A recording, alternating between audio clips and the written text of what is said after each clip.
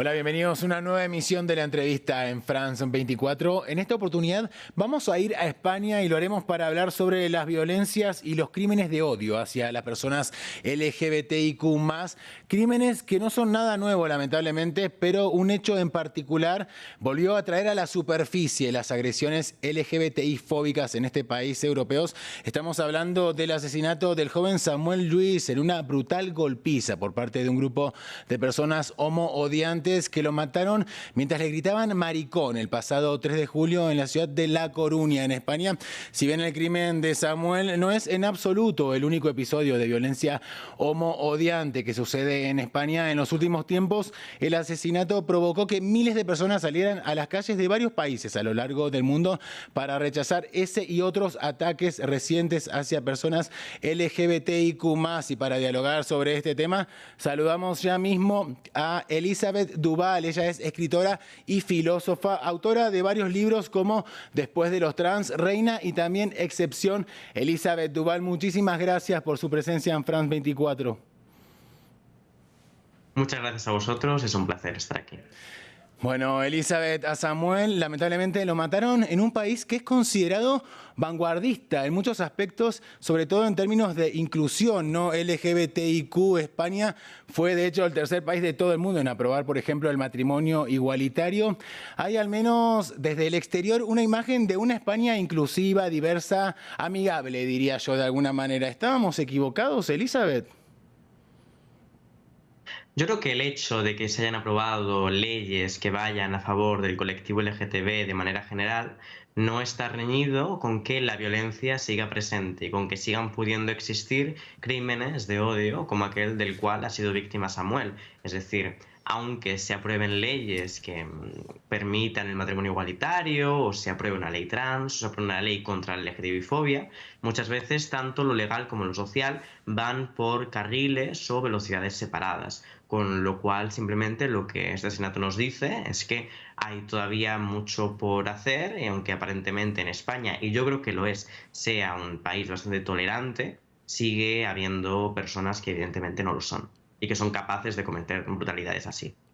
Ahora, otra pregunta que surge, Elizabeth, es si estamos ante un aumento de lo que son las agresiones hacia personas LGBTIQ o ahora se están denunciando y visibilizando más, quizás. Sí, yo justamente sería precavida a la hora de señalar que se trate como tal de un aumento, precisamente porque Claro. igual que ocurre en los casos de violencia de género, en aquellos países que tienen una cultura o fomentan, digamos, socialmente mayor feminismo, mayor conciencia de estas cuestiones, hay una mayor cantidad de gente que denuncia. No es la primera vez en España que sucede algo así, sucedió con una mujer trans llamada Sonia en Barcelona hace 20 años, ha sucedido varias veces este tipo de palizas. Lo que sucede es que normalmente cuando dan una paliza a una persona LGTBI no acaba. Un asesinato no acaba en algo tan brutal. Y es una circunstancia excepcional, desde luego, pero que no significa que el clima necesariamente en los últimos años haya ido a peor. Claro. Hablemos, Elizabeth, un poco del contexto social, político y también cultural, ¿no?, que se está viviendo en la actualidad en España. Hay un avance de la derecha, ¿no?, en instituciones del país con discursos bastante homodiantes, como tiene, por ejemplo, el partido político Vox, ¿no? Este clima social, ¿crees que legitima de alguna manera este tipo de crímenes o quizás, mejor dicho, allana quizás el terreno para que los asesinos LGBTI fóbicos salgan a matar, básicamente? Yo creo que lo más preocupante no es solamente o no es particularmente la presencia de un partido como Vox, de un partido como de extrema derecha en las instituciones, sino el hecho de que ese partido se vea legitimado, reforzado, de que se pacte con él por parte de la derecha tradicional española, que es el Partido Popular. Es decir, si existiera algo así como existe en Francia, que es un cordón sanitario de no hacer acuerdos, de no participar de aquellos acuerdos en los que participa la extrema derecha, quizá la situación no sería como la vemos en la actualidad. Y sin embargo, en principales capitales de provincia o en la capital de España, en Madrid, el Partido Popular gobierna con el apoyo de Vox y ha permitido que ese apoyo de Vox marque cuáles son sus políticas y ha adaptado su discurso para acercarse más a ellos. Y eso es lo realmente peligroso, que esté asumiendo la derecha tradicional el discurso de esa extrema derecha radical. Ahora, Pero bueno, desde vamos a luego que fomenta, ¿no?, que aumenten este tipo de casos. Exactamente, es muy interesante esto que estás planteando, Elizabeth. Ahora quisiera abordar otro punto porque junto a un grupo de artistas, escritoras, también académicas de España, ha suscrito el manifiesto que se denomina Contra la LGBTI-fobia, cambiarlo todo para ser más libres. Y bueno, uno de los planteos principales, ¿no?, que allí plantean es el rechazo a lo que son las políticas de venganza y de prisión para los agresores ante las agresiones LGBTI odiantes. Ustedes están planteando ni venganza ni castigo, algo muy interesante. ¿Podrías desarrollar esta idea para nuestra audiencia? Claro, no se trata de que no haya algún tipo de justicia, sino que es más bien remarcar que si hay un movimiento LGTBI, este no puede estar concentrado solamente en medidas punitivas, en medidas punitivistas, sino que creo que en todos los casos, incluso en estos, hay que pensar en la justicia como algo que sea capaz de cierta reinserción social, como algo que tenga un objetivo que no sea solamente el de vigilar y castigar a los ciudadanos.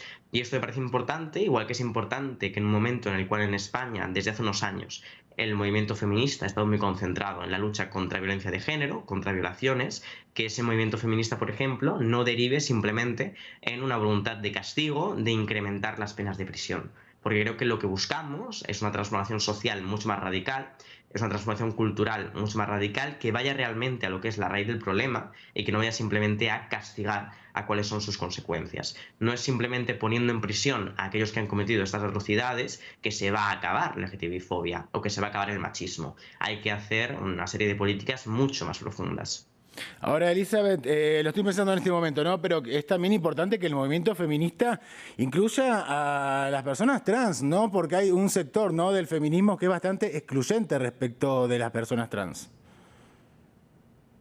Desde luego que es importante, pero yo creo que en los últimos tiempos también se ha demostrado que por mucho que una parte de ese sector quiera arrogarse la totalidad del feminismo, no deja de ser una fracción. Y no deja de ser una fracción incluso a mis ojos minoritaria. Hay una gran cantidad de feministas, particularmente en España, que apoyan y siempre han apoyado los derechos de las personas trans y siempre han estado ahí. Y yo creo que es importante también que esa parte del feminismo, que yo concibo como mayoritaria, se visibilice y hable, porque son dos luchas, son dos movimientos que tienen que ir de la mano y que no pueden ir por separado. Claro, ahora, ¿cómo afectan, Elizabeth, los medios de comunicación a lo que es la lucha contra la LGBTI-fobia? Porque ustedes en el manifiesto advierten que muchísimos tratan a los crímenes bajo una lógica del espectáculo, ¿verdad? Y eso no colabora para nada.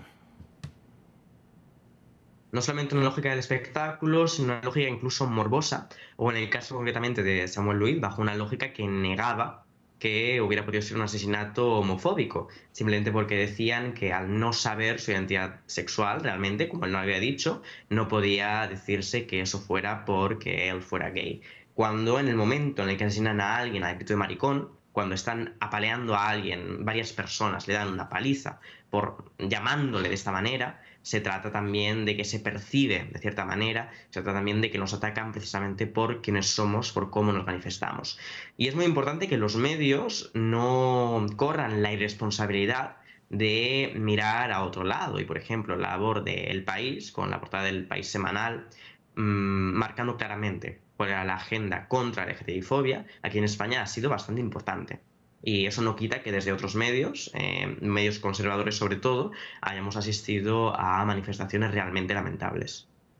Ahora, es clave aquí, Elizabeth, lo que es la importancia de llegar a un punto sin retorno en el que no existan, ¿no?, ya las etiquetas ni se hable ya de géneros. ¿Es ahí donde se acabará el odio hacia las personas LGBTIQ y crees que esto sucederá en algún momento? Yo creo que es bastante complicado por una cuestión también de categorización simplemente humana, que Claro. dejemos de construir taxonomías o que dejemos de categorizar a la gente. Y creo que más que intentar pensar en esa perspectiva casi utópica en relación con estas cuestiones, con estos delitos o crímenes de odio, lo que hay que atajar son mentalidades mucho más concretas. Creo que hay que construir una mayor aceptación de la diversidad, una mayor aceptación del otro, de quién ama, pero sobre todo de quién es, y que hay que fomentar esa cultura dentro de la población. No creo que ninguna población, por aparentemente conservadora que sea, esté condenada de antemano a tener este tipo de crímenes. Creo que es algo que podemos atajar y de hecho creo que es algo que es urgente que nos ocupemos de ello como sociedad. Absolutamente, es sin lugar a dudas urgente. Elizabeth, bueno, un poco hablabas de esto que te voy a preguntar ahora a continuación. Hablemos de algunas de las consecuencias, ¿no?, que tienen estos crímenes, porque en definitiva, como decías, estamos ante asesinatos que se dan porque hay alguien que no tolera que otra persona sea de determinada manera, ¿no?, que sea como es y que lo sea además de una manera evidente, no clara, sin transformarse en algo que no es para ser aceptada de alguna manera. Esto tranquilamente puede generar que muchas personas piensen, bueno, si yo soy como soy, me van a matar. Y ahí, Elizabeth, la existencia se transforma, no sé, en una suerte de supervivencia, puede ser un calvario. De hecho, yo creo que es muy cierto que en el momento reciente, súbitamente hemos visto a muchas personas LGTBI hablar de cómo tienen miedo o cómo tienen miedo a presentarse tal y como ellas son en la calle. Y creo que el mensaje que hay que mandar es el contrario, en cierto sentido, ¿no? Hay que transmitir el hecho de que, aunque esto pueda suceder, España sigue siendo una sociedad bastante abierta, España sigue siendo una sociedad en la que se puede uno manifestar de forma relativamente libre y, por lo tanto, creo que más que nunca, por más que algo tan atroz haya sucedido, hay precisamente que mostrarse de manera libre ante el mundo. Yo el mensaje que mandaría al comunidad LGTBI es ese, ¿no? Depende mucho del ambiente, de la seguridad que se tenga y de los círculos alrededor que se tengan, pero es un mensaje de no tener miedo ante la situación. Elizabeth Duval, se ha acabado el tiempo, seguiría charlando contigo muchísimo más. Te agradezco muchísimo tu presencia en la entrevista de France 24. Muchas gracias a vosotros. No, por favor, a ti y a nuestra audiencia, como siempre, la invitamos a continuar informándose en el resto de nuestra programación y también en france24.com.